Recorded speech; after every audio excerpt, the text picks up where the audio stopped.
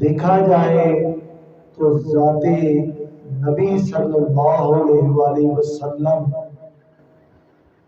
وجہ تخلیق کائنات ہیں، ہمارا یہ ایمان ہے۔ لیکن ربیع الاول میں جو میلاد منائے جاتے ہیں ان کی شان بیان کی جاتی ہے، اس حوالے کے اہم جو موڑ ہے، اہم جو موضوع ہے، وہ ہم نے اس دفعہ جو چنا ہے اس کا نام ہے وجہ تخلیق کائنات۔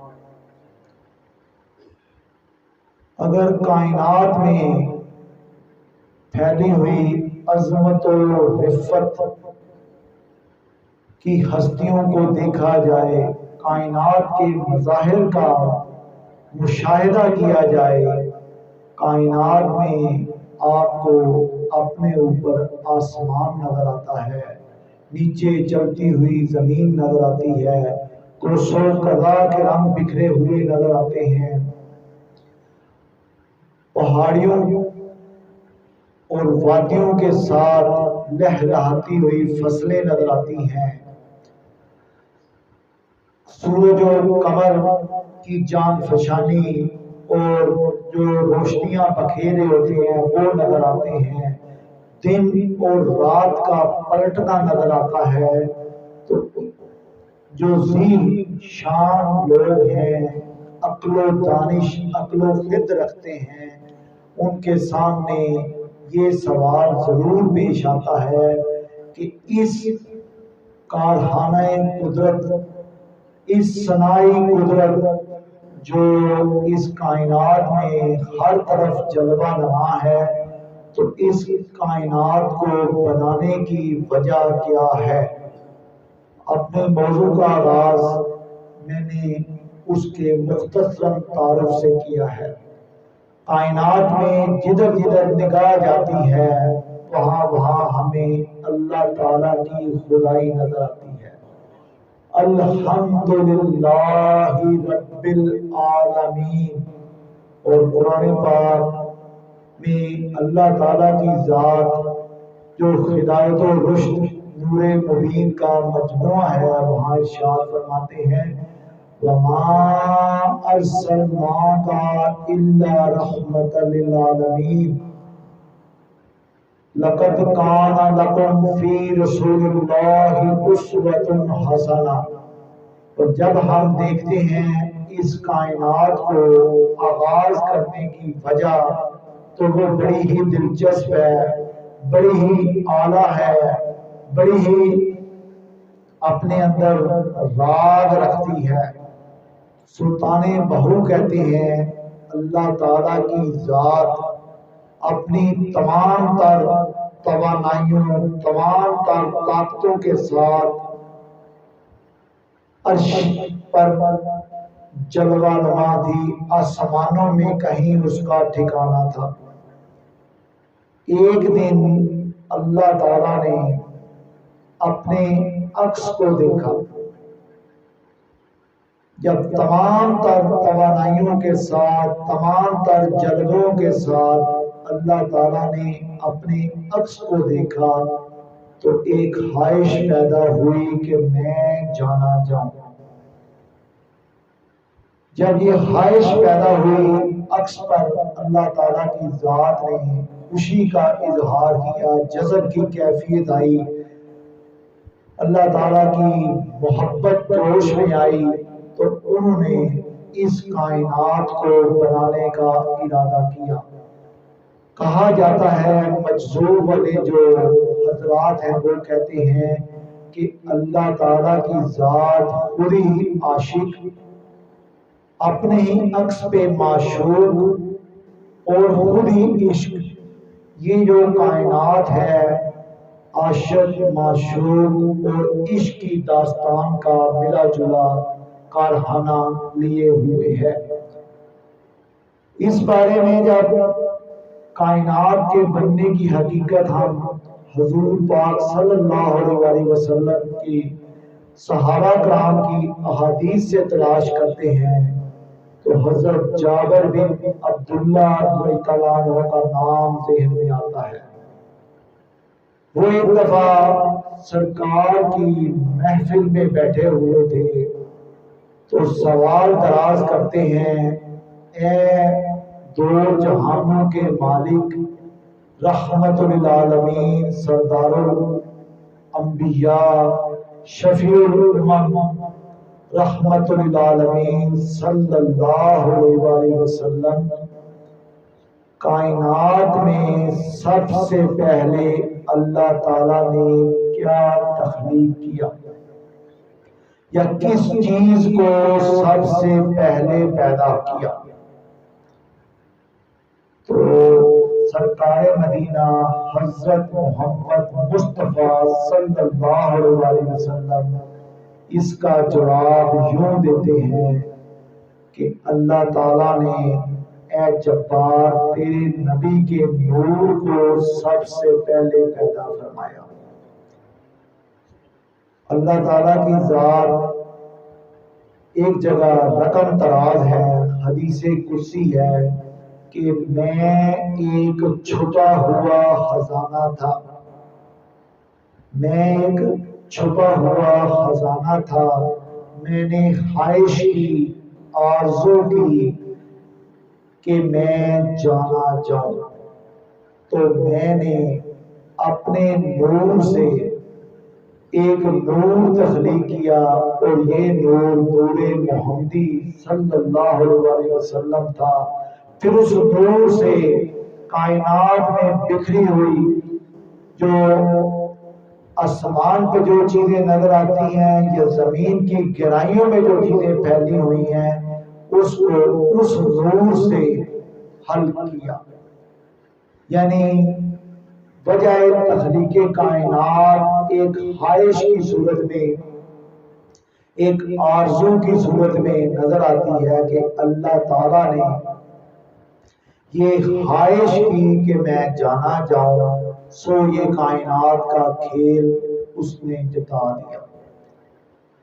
اب ایک چیز ہے جس سے آپ لوگ آگاہ ہوں گے، جب ہم لوگ آئینے کے سامنے کھڑے ہوتے ہیں، مرد، خواتین، بچے، بوڑھے، بزرگ، جب ہم آئینے میں اپنی صورت دیکھتے ہیں تو کسی لمحے ہم خود پسندی کا شکار ہو جاتے ہیں، ہمیں اپنے روپ سے محبت ہو جاتی ہے۔ تو اس وقت ہمیں یہ دعا سکھائی گئی کہ اے اللہ تعالیٰ، تو نے جس طرح میرے چہرے کو حسین بنایا ہے، اسی طرح میرے اخلاق کو بھی اچھا کر دے۔ اب شیشے کی بات چل پڑی تو شیشے سے میں نے آپ کو یہ مضمون دینے کی ٹرائی کی ہے کہ حقیقت نے جب شیشے کے ذریعے اپنے عکس کو دیکھا تو وہ اس پہ عاشق ہوگی۔ اللہ تعالیٰ کو اپنی ذات پسند آئی، خود پسندی کا اظہار کیا گیا، تو یہ کائنات کو پیدا کرنے کا فیصلہ کیا گیا۔ پھر جب حضرت محمد مصطفیٰ صلی اللہ علیہ وسلم سے یہ سوال کیا گیا، حضرت جابر بن عبداللہ نے، یہ بڑی مشہور حدیث نور کے نام سے مشہور ہے، جس کی حقیقت، جس کی سند جابر بن عبداللہ جو صحابی رسول ہیں، ان سے آگے ہمیں تابعی، پھر تابعی کو ماننے والے حضرت محمد تابعی ہیں، پھر ان کے بعد آپ کو حضرت محمد رضی اللہ عنہ ملتے ہیں، پھر ان کے بعد حضرت عبد الرزاق نے اس کو اپنی صحیفہ مسند عبد الرزاق میں رقم تراز کیا ہے۔ وہ ذکر کرتے ہیں جابر بن عبداللہ نے جب حلقہ بغوش سرکار حضرت محمد صلی اللہ علیہ وسلم نے یہ سوال کیا کہ اے نبی پاک صلی اللہ علیہ وسلم، اللہ تعالیٰ نے دنیا میں سب سے پہلے کیا حل کیا، تو وہ اس کا جواب دیتے ہیں کہ اللہ تعالیٰ نے دنیا میں سب سے پہلے اے جابر تیرے نبی کے نور کو بنایا۔ اب نور تخلیق ہو گیا تو اللہ تعالیٰ نے اس نور کو ایک مقام خاص پہ رکھا۔ اس مقام خاص کو حدیث کی روح سے حضرت محمد مصطفیٰ صلی اللہ علیہ وسلم کی زبان سے مقام قرب کہا گیا۔ سب سے پہلے جو قریب کا حلقہ ہوتا ہے یا قریب کا مقام ہوتا ہے اس کو مقام قرب کہا جاتا ہے۔ وہ مقام قرب اللہ تعالیٰ نے اس نور کو عطا کیا۔ وہ نور کتنے عرصہ، کتنے دن، کتنے ماہ، کتنے سال اللہ تعالیٰ کے نور سے اپنی تابانی لیتا رہا، اپنے آپ کو روشن کرتا رہا، تو وہ کہتے ہیں 12,000 سال مجھے مقام قرب میں رکھا گیا۔ اس مقام قرب کے بعد اس نور کے 4 حصے کیے گئے۔ آپ اس کمرے کو تصور کر لیں کہ اس کمرے میں وہی نور پھیلا ہوا ہے۔ اللہ تعالیٰ نے جب نور بنایا 12,000 سال وہ مقام قرب میں رہا، تو اس کے بعد اس قرب کے 4 ٹکڑے کیے گئے اس نور کے مقام قرب سے۔ تب دوسری جو ہستی بنی اس کا نام عرش ہے۔ عرش بنایا گیا۔ عرش کے بعد کرسی کو پیدا کیا گیا۔ کرسی کے بعد مقربین فرشتے جنہوں نے اللہ تعالیٰ کے عرش اور کرسی کا احاطہ کیا ہوا ہے ان کو حفاظت کے لیے بنائے گئے۔ یہ نور کے 3 حصوں سے جب یہ تخلیق کیے گئے تو چوتھے نور کے حصے کو پھر ایک مقام خاص پہ رکھا گیا، اس کو مقام حب، مقام محبت کہا جاتا ہے۔ مقام محبت میں وہ نور 12,000 سال تک رکھا گیا۔ اس کے بعد اس نور کے پھر 4 حصے کیے گئے۔ اب ان حصوں سے اللہ تعالیٰ نے سب سے پہلے لوح کو بنایا، لوح کے بعد قلم کو بنایا گیا، لوح، قلم اور جنت کو پیدا کیا گیا۔ اور اس وقت جو تیسرا نور کا حصہ ہے اس کو مقام خوف میں رکھا گیا۔ اب وہ مقام خوف میں نور پھر زیارت الہی کر رہا ہے، اس نور سے اپنے آپ کو طاقت دے رہا ہے، اپنے آپ کو دیدار الہی سے منور کر رہا ہے۔ تو 12,000 کے عرصے کے بعد پھر اس نور کے 3 حصے کیے گئے۔ اب اس نور کے حصے سے سورج کو پیدا کیا گیا، دوسرے حصے سے قمر و آفتاب بنائے گئے، اور تیسرے حصے سے فرشتے جو عام فرشتے ہیں ان کو پیدا کیا گیا۔ مصاحبین فرشتے پہلے پیدا کیے جا چکے تھے۔ پھر اس نور کو مقام امید پہ رکھا گیا، مقام جا پہ رکھا گیا۔ 12,000 سال تک وہ پھر نور کا حالہ اللہ تعالیٰ کے نور سے اپنے آپ کو طاقت دیتا رہا، توانائی دیتا رہا، عکس منعکس کرتا رہا۔ تو پھر اس کے بعد اس نور کے پھر حصے کیے گئے۔ پہلے حصے سے عقل کو بنایا گیا، دوسرے حصے سے علم و حکمت کو بنایا گیا، اور تیسرے حصے سے جو ہم توفیق لیتے ہیں، کسی بھی چیز سے ہدایت لیتے ہیں، اس کو بنایا گیا۔ اور یہ مقام حیا پہ 12,000 سال تک رکھ دیا گیا۔ یہ مقام مصطفیٰ صلی اللہ علیہ وسلم ہے کہ جب کائنات میں کوئی عابد نہیں، کوئی زاہد نہیں، کوئی عرش نہیں، کوئی فرش نہیں، کوئی لوح نہیں، کوئی قلم نہیں، کوئی عقل نہیں، کوئی علم و حکمت نہیں، تو اللہ تعالیٰ نے سب سے پہلے نور محمدی، نور مصطفیٰ کو پیدا فرمایا ہے۔ یہ ہم جب ایمان یقین لے کے آگے چلتے ہیں تو اس کے بعد فرمایا جاتا ہے کہ نبی پاک صلی اللہ علیہ وسلم جب مقام حیا پہ تھے، 12,000 سال کا عرصہ گزر جاتا ہے، مقام حیا کے بعد اللہ تعالیٰ کی ذات نبی پاک صلی اللہ علیہ وسلم کہتی ہیں کہ انہوں نے فرتے شوق سے، فرتے جذب سے، فرتے عشق سے میرے نور کی طرف دیکھا، اس غور سے میری طرف دیکھا کہ میرے نور کو پسینہ آ گیا، میرے پسینہ آنے سے جو قطرے گرے ہیں ان کی تعداد 1,23,999 تھی۔ جب 1,23,999 تھی تو وہ ان قطروں سے انبیاء کی ارواح کو بنا دیا گیا۔ اس وقت آدم کی روح بنی، نوح کی بنی، عیسیٰ کی بنی، موسیٰ کی بنی، شعیب کی بنی، حضرت یوسف کی بنی، حضرت ابراہیم کی بنی، حضرت اسماعیل کی بنی، حضرت شیس کی بنی، ان سارے سلسلوں کی ارواح کو نبی صلی اللہ علیہ وسلم کے نور کے پسینے سے بنایا گیا۔ پھر انہی سے مزید اللہ تعالیٰ نے دیکھا تو میرے نور سے مزید قطرے پسینے کے گرے، تو ان سے پھر اولیاء کرام، صالحین، شہیدین، صدیقین اور جن جن لوگوں نے نماز پڑھنی ہے، متقین، ان لوگوں کی ارواح کو بنانے کا فیصلہ کیا گیا۔ اب اس نور سے ہمیں ملتا جاتا ہے، ہم اپنے مضمون کو ملاتے جاتے ہیں کہ سب سے پہلے نور محمدی، نور محمدی کے بعد سب چیزیں اس نور سے بنی ہیں۔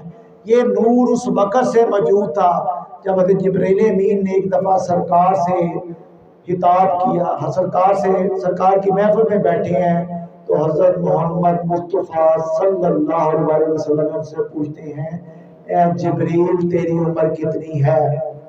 تو جبریل امین کہتے ہیں اے سرکار، اے سردار الامم، شافع امم، خاتم النبیین صلی اللہ علیہ وسلم، مجھے اپنی عمر کا صحیح اندازہ نہیں، لیکن جب سے میں نے ہوش سنبھالا ہے ایک ستارہ کائنات میں 70,000 سال بعد دوبارہ اپنی چمک دکھاتا تھا، میں نے اس ستارے کو 70,000 دفعہ اپنی آنکھوں سے دیکھا ہے۔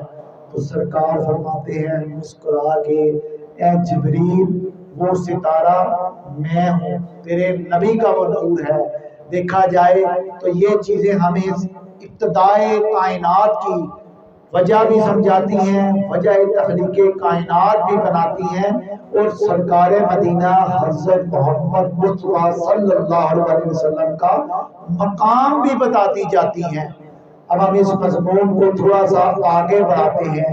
کائنات کی وسعتوں کو دیکھا جائے تو عقل حیران رہ جاتی ہے، جبکہ اللہ تعالیٰ کی ذات کیا تعارف کراتی ہے کہ تم اگر پوری کائنات میں مجھے تلاش کرنا چاہو تو مجھے دیکھ نہیں سکتے، مجھے ڈھونڈ نہیں سکتے، میری حقیقت کو پا نہیں سکتے، تا وقت کہ تم اپنے نفس کو پہچان لو، اپنے اندر جو کائنات صغریٰ ملوث ہے، کائنات صغریٰ کا جال میں نے برپا کیا ہوا ہے، جب تک آپ اس کو نہ دیکھ لو، اس کو نہ سمجھ لو، تمہیں خدا کی سمجھ نہیں آ سکتی۔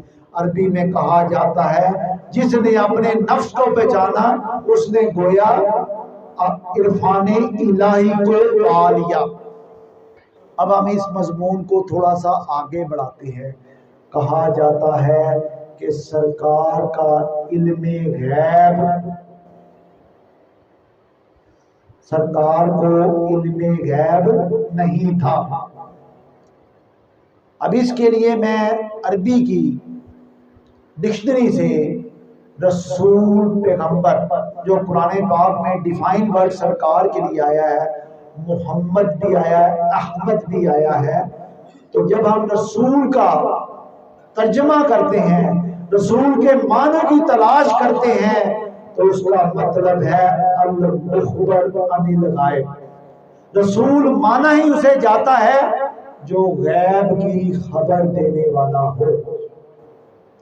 اگر کوئی غیب کی خبر دینے والا نہیں ہے تو وہ رسول پیغمبر نبی نہیں ہو سکتا۔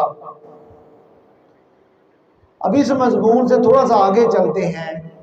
کائنات میں آپ جب آسمان کی طرف نظر اٹھاتے ہیں تو ستاروں چاند، سورج اور آسمان کی نیلی چادر پھیلی ہوئی نظر آتی ہے۔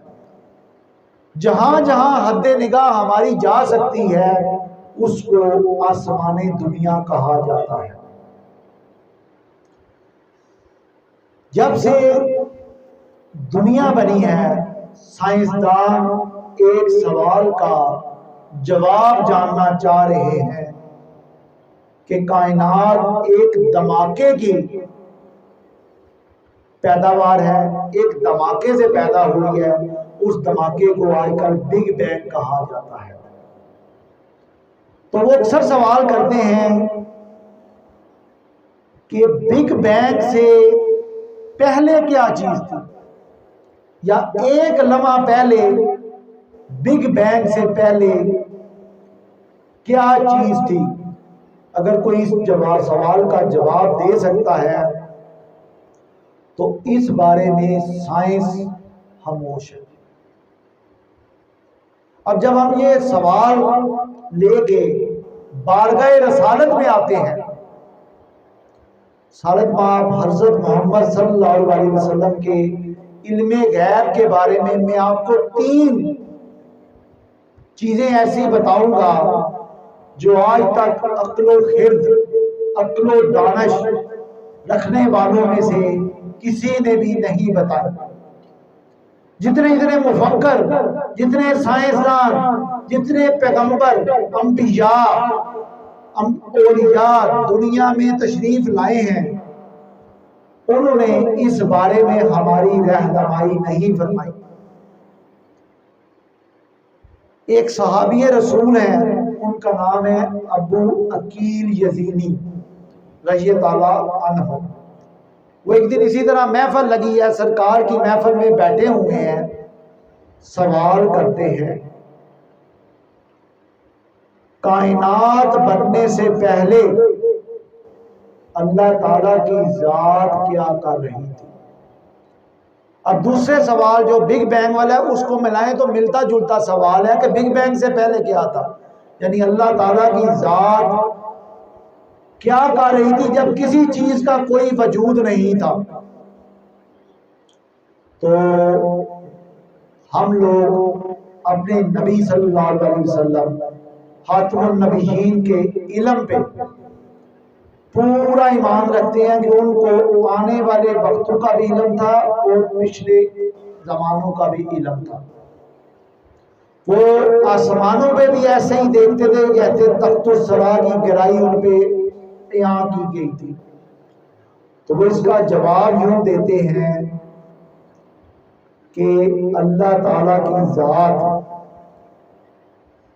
عرش پہ جلوہ نما تھی، وہ بادلوں میں تھی،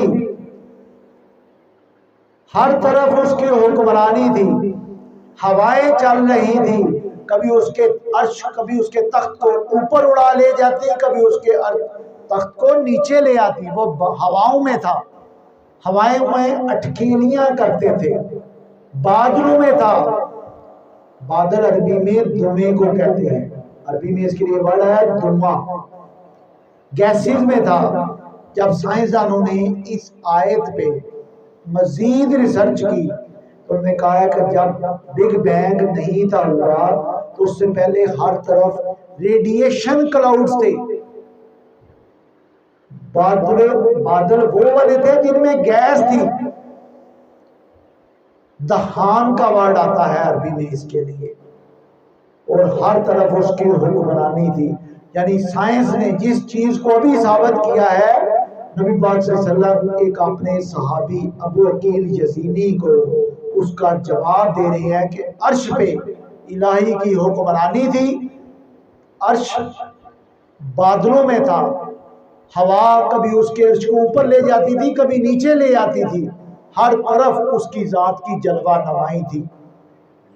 دوسرا سوال جس کا جواب ابھی تک نہیں دیا گیا،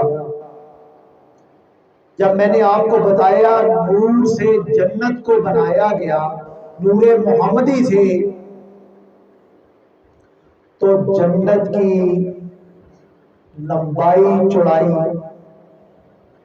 یا اس کا حدود ارباب، اس کے بارے میں سوال کیا جاتا ہے۔ قرآن پاک میں کبھی یہ جنت نعیم کہہ دی گئی، کبھی یہ جنت عدن کہہ دی گئی، کبھی اسے باغ کہہ دیا گیا۔ آؤ میں آپ کو سرکار سے اس کا جواب لے کے دیتا ہوں، یہ جنت کیا چیز ہے۔ جنت جتنی ہم آسائش، جتنی ہم خوبصورتی، جتنا ہم زیبائش، جو خوبصورتی کا پہلو ہم سوچ سکتے ہیں، اس کو جنت کہا جاتا ہے۔ جنت میں تمام نیک ارواح نے رہائش رکھنی ہے۔ اب دیکھا جائے تو جنت کی لمبائی چوڑائی قرآن پاک میں نہیں بتائی گی، بس یہی ذکر ہے جنت ہے۔ تو نبی پاک صلی اللہ علیہ وسلم نے اس کا عرض بتایا ہے۔ زمین و آسمان، اس زمین کے نیچے 7 زمینیں، اس آسمان کے اوپر 7 آسمان ہیں، ایک کائنات یہ بن جاتی ہے۔ 7 زمینوں اور 7 آسمانوں کی جتنی لمبائی ہے اتنی جنت کی چوڑائی ہے۔ یہ ابھی تک سائنس اس تک نہیں پہنچی، لیکن یہ ایک ادنا صاحب کو سبق دیا گیا، ادنا صاحب کو میں نے رہنمائی کرنے کی کوشش کی کہ جنت ہماری سوچ سے بھی وسیع ہے۔ ابھی تک تو ہمیں اگر یہ پورا کمرہ کائنات مان لیا جائے کہ اللہ تعالیٰ نے بلکہ اس پوری مسجد جتنی کائنات بنا دی ہے، تو اگر ایک نقطہ لگا دیا جائے تو یہ ہماری زمین ہے، ایک نقطہ ہے زمین۔ اور تیسرا کوسچن، تمام رسولوں نے اس کائنات کی عمر کے بارے میں جو ہمیں بتایا ہے، ان کی حقائق، ان کی باتوں سے اگر رہنمائی لی جائے تو اس دنیا کی عمر صرف 2000 سال تھی۔ جس دنیا پہ ہم سانس لے رہے ہیں اس کی عمر 2000 سال تھی۔ لیکن ہمیں جب ہم قبل از مسیح میں دیکھتے ہیں تو 12000 قبل مسیح میں ہمیں موسیٰ علیہ السلام ملتے ہیں، 4500 قبل مسیح میں دانیال علیہ السلام ملتے ہیں۔ یہ 25 بی سی کی 1 بی سی کی بات ہے، حضرت عیسیٰ علیہ السلام کا ظہور ہوتا ہے۔ 571 عیسوی میں سرکار مدینہ رحمت للعالمین شفیع المذنبین رحمت للعالمین صلی اللہ علیہ وسلم کا ظہور ہوتا ہے حقیقی دنیا میں، اس دنیا میں۔ تو اس کے مطابق تو دنیا کی جو عمر ہے وہ بڑھ جاتی ہے۔ تو جب اس بارے میں نبی پاک صلی اللہ علیہ وسلم سے رہنمائی لی جاتی ہے تو وہ کہتے ہیں ہو سکتا ہے اللہ تعالیٰ کی ذات اس کائنات کی عمر 500 سال بڑھا دے، 500 سال بڑھا دے۔ اب دیکھا جائے تو ہو سکتا ہے ہم اس 500 سال میں زندہ ہیں۔ اللہ تعالیٰ نے کائنات کے راز نبی پاک صلی اللہ علیہ وسلم کی زبانی جب یہ 3 سوالوں کے جواب دیے، ان پہ کسی اہل مفکر، کسی سائنسدان، کسی دانشور، کسی عالم، کسی شاعر، کسی ادیب، کسی صالح، کسی مفتی، کسی اولیاء کرام اور کسی انبیاء کرام نے رہنمائی نہیں فرمائی۔ تو ہم اپنے نبی پہ سوال کیوں اٹھائیں جبکہ وہ المخبر عن الغیب ہے؟ اور یہ جو سوالوں کے جواب ہیں یہ سرکار کے غیب کے علم پہ ایسی پکی مہر ہے کہ ہم ماننے پہ یقین کرنے والوں میں سے ہیں کہ سرکار کو اول جہاں سے لے کے آخری امتی تک علم دے کے بھیجا گیا ہے۔ اور اسی بارے میں اقبال کہتے ہیں حسن یوسف دم عیسیٰ ید بیزاداری آنچا ہوبا ہما دارن تو تنہا داری۔ اگر ہم جو خوبیاں کمال تمام انبیاء میں ڈھونڈتے ہیں، ان کو ایک ذات میں جمع کر دیا گیا ہے، وہ آپ کے اور میرے پیارے آقا حضرت محمد مصطفیٰ صلی اللہ علیہ وسلم کی ذات ہے۔ اس سے بھی ہمارا یہ بیان پورا ہوتا ہے کہ وجہ تخلیق کائنات نور محمدی حضرت محمد مصطفیٰ صلی اللہ علیہ وسلم کی ذات ہے۔ جب ہم قرآن پاک سے رہنمائی لیتے ہیں تو وہ بھی ہماری اسی طرف توجہ دلا رہے ہیں کہ سرکار کی ذات بشر بھی ہے، نور بھی ہے۔ اگر ہم ان کو بشر نہ مانیں تو پھر نبی ہونا ممکن نہیں۔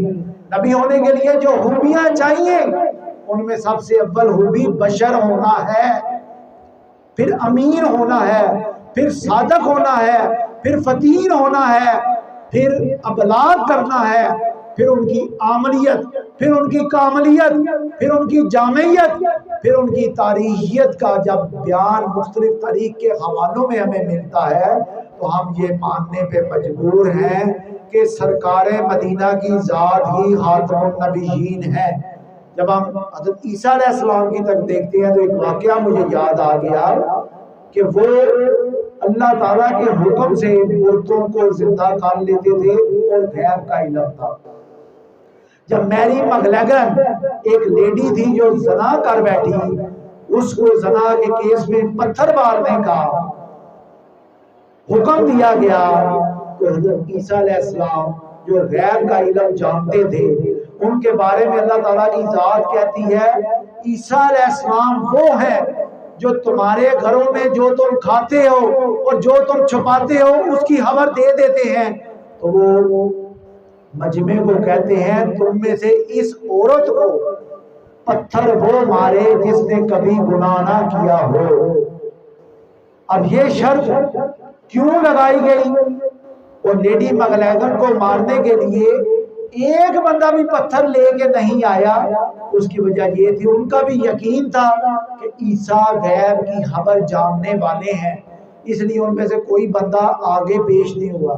تو اب سرکار کا یہ میدان نہیں تھا غیب کی خبریں دینا، ان کو تو معلم بنا کے بھیجا، لیکن ایک ہلکی سی اللہ تعالیٰ نے ان کا یہ علم غیب دنیاوی طور پہ جھلک دکھانی مقصود ہوئی تو جب ان کے چچا عباس غزوہ بدر میں قید کیے گئے تو کہا سرکار مدینہ مصطفیٰ صلی اللہ علیہ وسلم نے کہ اے میرے چچا فدیہ دیے بغیر آپ رہا نہیں کیے جا سکتے۔ تو عباس تو نسلی بخیل تھے، ان کی خوبی سرکار مدینہ نے بیان کی، وہ بخل کرنے والے تھے، کنجوس تھے۔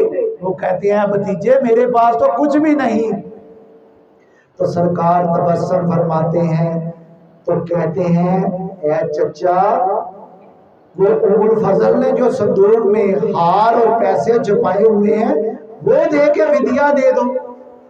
تو بعض تبسم فرماتے ہیں کہتے ہیں اے بھتیجے میں گواہی دے سکتا ہوں کہ تو ہی پیغمبر ہے، کیونکہ وہ جو پیسے چھپے اور ہار کو چھپایا گیا ہے وہ ام الفضل کے علاوہ مجھے اور میرے علاوہ کسی کو خبر نہیں ہے۔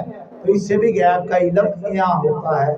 اس بات کو ہم آگے لے کے چلتے ہیں، دیکھا جائے تو سرکار جب دنیا میں ظہور ہوتا ہے تو عام بچہ جب پیدا ہوتا ہے تو اس کے ساتھ آلائشیں آتی ہیں، گند بلا آتا ہے، گندگی آتی ہے، پردوں میں لپٹا ہوتا ہے، اس کے ساتھ 3 تہوں کا ذکر ہے۔ ایبڈامینل وال ہوتی ہے ماں کے پیٹ میں، یوٹرائن وال ہوتی ہے، اور تیسری ایکسٹرا ایمبریونک میمبرینز۔ یہ جو ایکسٹرا ایمبریونک میمبرینز ہیں یہ بچے کی جب پیدائش ہوتی ہے تو اس کے ساتھ باہر آتی ہیں، ناف اور آنت ملی ہوئی ہوتی ہے، لیکن جب میرے رسول کی پیدائش ہوتی ہے آپ کو اس کا میں تھوڑا سا حوالہ، تھوڑا سا فرق بتانا چاہتا ہوں۔ جب وہ آئے تو ان کا ختنہ ہوا تھا، ان کا ختنہ ہوا تھا اور بدن کے ساتھ کوئی آلائش نہیں تھی۔ جب سر ماں کے باڈی سے باہر آتا ہے تو کمرہ خوشبوؤں سے بھر جاتا ہے۔ اب بچے کو دیکھ رہی ہیں، بچے کا چہرہ 14ویں کی چاند کی طرح روشن ہے، بچہ آ گیا، پیدا ہو گیا، دائی شیما، دائی جو ہے حضرت عبد الرحمن بن عوف کی والدہ ہیں اور حضرت آمنہ رضی اللہ عنہ موجود ہے، وہ اپنے آپ کو خوشبو کے جو خوشبو ہیں ان سے اپنی آپ کو معطر کر رہی ہیں، تو بچے کا وہ ڈیفرنس بتا دیا، وہ آتا ہے دنیا میں، اس کا ظہور ہوتا ہے، علائشوں سے پاک، خوشبو کا مرکز بنا ہوا ہے، مختون ہے، ناف بھی کٹی ہوئی ہے، اور جو کندھے مبارک ہے اس پہ نبوت کی مہر لگی ہوئی ہے۔ تو 15 منٹ بعد یہ بچہ صبح صادق، مکہ میں اکثر صبح صادق 4:20 پہ ہوتی ہے، جب اپریل کا مہینہ ہوتا ہے نا، 20 اپریل کو پیدائش ہے ان کی، تو اپریل کے مہینے میں 4:20 پہ صبح صادق ہوتی ہے۔ تو ہمارا یہ گمان ہے میں بھی 4:20-25 یا 4:15 پہ سرکار اس دنیا میں آئے ہیں۔ آتے سال 15 منٹ میں انہوں نے ایسا کام کیا ہے جو دنیا کے کسی بچے نے نہیں کیا۔ انہوں نے اپنا ہاتھ ایسے رکھا ہے، دوسرا ہاتھ ایسے رکھا ہے، اور ایک لمبا سجدہ کیا ہے، لمبا سجدہ کر کے اللہ کی حاکمیت، اللہ کی حمد و ثنا بیان کی ہے، اور اس کے بعد سر سجدے سے اٹھایا ہے۔ اب آسمانوں کی بات کی جائے تو نبی پاک صلی اللہ علیہ وسلم کہتے ہیں آسمانوں پہ میرا نام محمد ہے، پھر میرا نام احمد ہے، پھر میرا نام ماہی ہے۔ ماہی کس کو کہتے ہیں؟ ماہی وہ ہستی ہے جو کفر و شرک کی ضلالتوں کو ختم کر کے دنیا کو نور کی تجلی دینے والی ہے، نور سے معطر کرنے والی ہے، نور کا مرقع بنانے والی ہے، اس کو ماہی کہتے ہیں۔ پھر میں شافع ہوں۔ شافع کس کو کہتے ہیں؟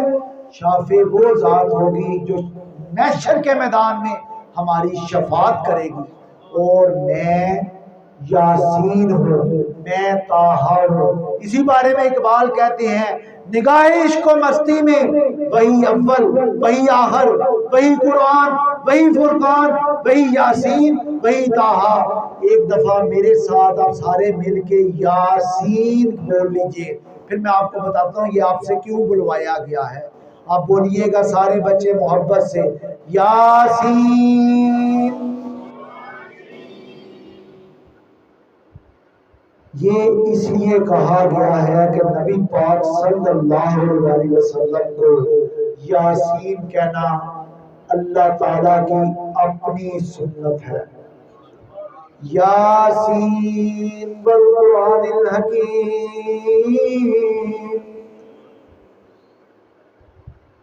حکمت والا قرآن اس نبی کو دیا جانے کے لیے کہا گیا ہے یاسین۔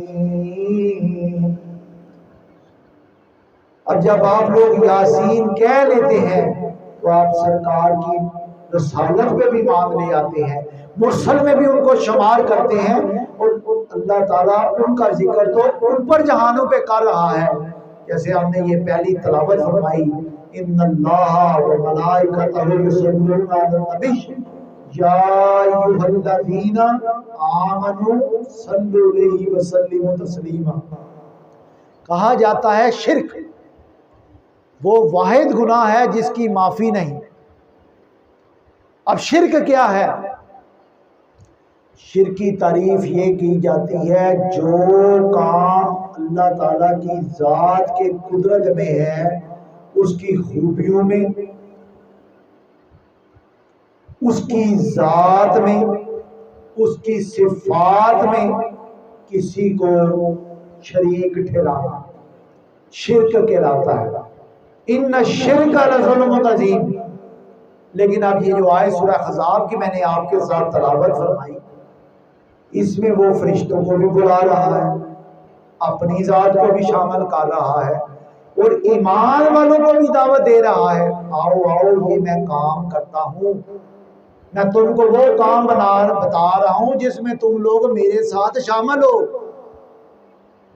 ان اللہ و ملائکتہ یصلون علی النبی، وہ اپنے نبی پہ درود بھیجتا ہے. اے ایمان والو آؤ آؤ میرے ساتھ اس پہ درود و سلام بھیجو. اب دیکھا جائے تو درود، الصلاۃ والسلام علیک یا سیدی یا رسول اللہ وعلی آلک و اصحابک یا سیدی یا حبیب اللہ، صلو علی الحبیب، یہ ایک درود ہے. اب درود کے بارے میں آتا ہے، درود وہ عمل ہے جس کی اجرت دی جاتی ہے. لیکن سلام کے بارے میں آتا ہے صلو علیہ. اب اس آیت میں دونوں آئے ہیں، سلام بھی آیا درود بھی آیا. درود کرنے سے، درود پاک پڑھنے سے آپ کو اجرت دی جاتی ہے. جیسے آپ نے میرے ساتھ ایک دفعہ درود پڑھا صلی اللہ علیہ وآلہ وسلم، تو اس درود سے 10 گناہ معاف ہو جاتے ہیں. ایک اجرت مل گئی، 10 اجرتیں مل گئی نا. ایک دفعہ درود پڑھا آپ نے، 10 نیکیاں آپ کے نامہ اعمال میں لکھ دی گئی اور 10 درجات بلند کر دیے گئے. اس کا مطلب ہے درود ایک دفعہ پڑھنے سے 30 اجرتیں جو ملتی ہیں، یہ درود کا مقصد پورا ہو گیا. لیکن آیت میں دوسرا کوٹ کیا گیا صلو علیہ، کہ درود کے ساتھ سلام کا کیوں کہا گیا؟ اب سلام کہنے سے یا سلام پڑھنے سے قرب ملتا ہے. سرکار مدینہ صلی اللہ علیہ وسلم کا بھی اور آقا خالق کائنات مالک ارض و سما اللہ رب السماوات والارض کا بھی. اب اجرت سے قرب اعلیٰ درجہ رکھتا ہے. قرب کا مطلب ہے قریب کر لینا. عشق کی مستی میں عاشق کو اجرت سے کیا غرض، وہ تو قرب کی تلاش میں رہتے ہیں کہ ہمیں کہاں آقا کا قرب مل سکے، آقا کی محفل مل سکے، آقا کا ذکر کر سکو. اب آپ دیکھیں ذوق و شوق کے ساتھ جو ہم پڑھتے ہیں مصطفیٰ جان رحمت پہ لاکھوں سلام، اس دل افروز، جیسے کہا گیا مدینے میں چمکا طیبہ کا چاند، اس دل افروز ذات پہ لاکھوں سلام. الصلاۃ والسلام علیک یا سیدی یا رسول اللہ وعلی آلک و اصحابک یا سیدی یا نبی اللہ. یہ جب ہم سلام پڑھتے ہیں تو اس سے ہمیں قرب نبی بھی ملتا ہے اور قرب الہی بھی ملتا ہے. تو سلام ذوق و شوق سے پڑھا کریں، نبی پاک صلی اللہ علیہ وسلم کے حضور میں حاضری لگایا کریں، درود پڑھا کریں. درود کا سلام کا کیا کہا جاتا ہے؟ درود سے اجرت تو ملتی ہے. اس خاص محفل میں سرکار خود بھی جواب دیتے ہیں. کہا جاتا ہے کہ جب امام احمد رضا بریلوی کی وفات کا وقت قریب آیا، یہ سلام جو ہم پڑھتے ہیں مصطفیٰ جان رحمت پہ لاکھوں سلام، تو اپنے مقتدی جو ان کو ماننے والے ہیں، مریدین جو ان کو ماننے والے ہیں، ان کو کہتے ہیں میری قبر اتنی گہری کھودنا کہ میں کھڑا ہو سکوں.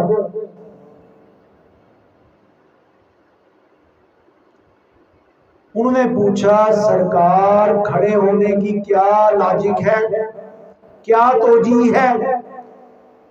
ہمارا یہ ایمان تو ہے کہ قبر کے اندر کالی کملی والے نے تشریف لانا ہے اور اس بارے میں سوال بھی ہونا ہے، پرچہ باہر ہے. اس صالح مرد کے بارے میں دنیا میں تمہارا کیا عقیدہ تھا؟ تو وہ کہتے ہیں جب کالی کملی والے یاسین طٰہٰ مجسم قرآن رحمت للعالمین صلی اللہ علیہ وسلم قبر میں تشریف لائیں گے، میرے اندر روح پھونکی جائے گی تو میں کھڑا ہو کے ذوق و شوق سے سلام میں مصطفیٰ اس طرح پیش کروں گا، مصطفیٰ جان رحمت پہ لاکھوں سلام۔ اس لیے میری قبر اتنی گہری کھودنا کہ میں کھڑا ہو سکوں، یہ ان کے ایمان کا تقاضا ہے۔ بعض دفعہ ان سے پوچھا گیا، ان کے جو ماننے والوں نے کہا کہ امام احمد رضا بریلوی صاحب تھوڑا سا ہاتھوں ہولا رکھا کرو، آپ بڑی سخت باتیں کر جاتے ہیں محبت رسول میں۔ وہ کہتی ہیں یہ تو اللہ تعالیٰ کی شان ہے، انہوں نے مجھے قلم پکڑایا، میرے ہاتھ میں تلوار ہوتی تو میں ان کی گردنیں تن سے جدا کر دیتا، یہ ان کے ایمان کا تقاضا ہے۔ انہوں نے محبت کی گہرائی میں یہ لکھ دیا، مصطفیٰ جان رحمت پہ لاکھوں سلام۔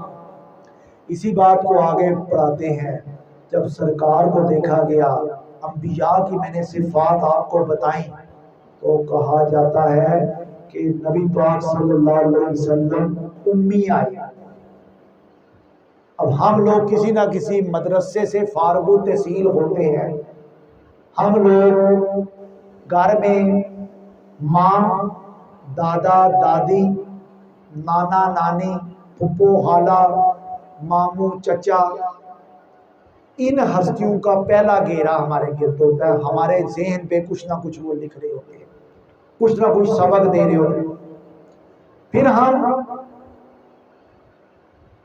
آگے چلتے ہیں، مدرسے میں آ جاتے ہیں تو ذہن کسی طرف چلا جاتا ہے، لیکن سرکار کو امی بنایا گیا، ان کو کوئی سبق نہیں سکھایا گیا، کیونکہ وہ ان کو اللہ تعالیٰ کی طرف سے پوری ہدایت دینی مقصود تھی، کیونکہ وہ شاگرد من جانب اللہ ہیں، ان کے ذہن پہ، دماغ پہ، دل پہ، جسم پہ، نور پہ، ہر ایک چیز اللہ تعالیٰ کی طرف سے لکھی گئی ہے، تاکہ ان کی زبان سے جو کلمات نکلے، صادق اور امین کا جو لقب ہے ان کو زبانے سے تو کلوا دیا، لیکن جب زبان مصطفیٰ سے جو میسج نکلا، اس نے پھر آگے دنیا میں انقلاب برپا کیا۔ اسی وجہ سے ہمارا یہ ماننا ہے کہ وہ دنیا کے سب سے اعلیٰ و ارفع تمام جملہ کمالات کے مجموعے والے انسان ہیں، کیونکہ اللہ تعالیٰ سے ڈائریکٹ سبق لے کے آئے ہیں۔ قرآن کا مجسمہ ہے، اِنَّكَ لَعَلَىٰ خُلُقٍ عَظِيمٍ۔ اور ٹائم ہو رہا ہے، اینڈ پہ میں اس کو سرکار کی ذات پہ ایک دفعہ آپ لوگوں سے درخواست کروں گا کہ ایک دفعہ میرے ساتھ ذوق و شوق سے اس بارگاہ میں درود پڑھ کے حاضری لگائیے گا، تاکہ دل ہمارے منور ہو سکے اور ہمارے دلوں کو سرکار مدینہ صلی اللہ علیہ وسلم سے اللہ تعالیٰ کی توفیق سے ہدایت مل سکے۔ الصلاۃ والسلام علیک یا سیدی یا رسول اللہ وعلی آلک واصحابک یا سیدی یا نور اللہ۔ اور یہ سرکار کے بارے میں ایک مصرع بولوں گا تاکہ اس سبق کو ختم کیا جا سکے۔